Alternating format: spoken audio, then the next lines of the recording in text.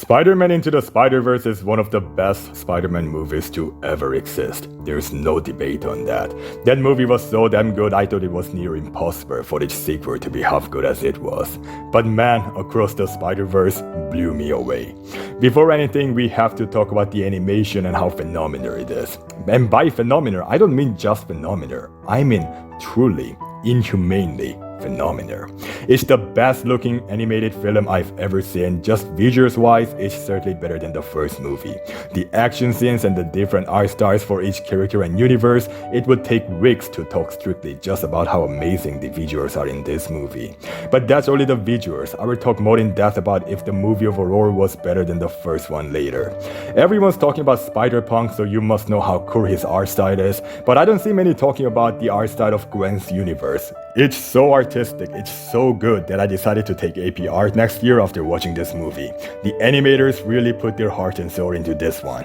I love Gwen Stacy. I always did since I saw her in the first movie when I was in grade 5, so I'm really glad they focused more on her character and her story in this one. And I think the Spider-Gwen spin-off movie is confirmed at this point, and you have no idea how excited I am.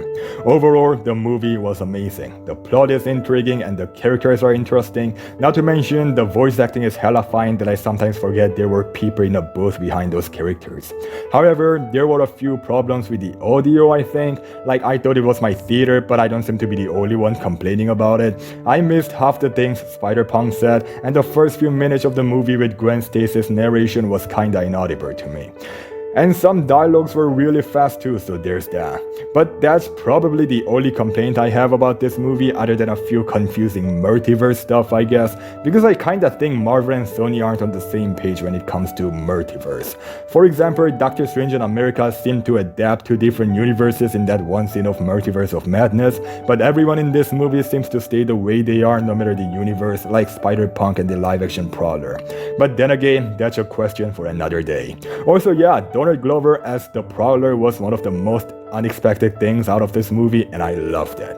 Anyways, other than those stuff, I think the movie was pretty much perfect. I loved not just Gwen and Mars, but I loved the Spot, I loved Miguel O'Hara. I kinda wish we saw more of Peter Parker, but we will see more of him in Beyond the Spider-Verse, so it's okay. Speaking of Peter Parker, you have no idea how happy I am that we got to see Spectacular Spider-Man on the big screen. My theater had like 3 or more men, children screaming every time a reference or a cameo showed up, like Venom or Amazing Spider-Man, so I was pretty sad when the theater was that silent even though fucking Spectacular Spider-Man showed up, with a line to say as well. I also love the Legoverse. I wish I had that biggest Daily Bugle set in my collection, but my entire family would go bankrupt if I did so.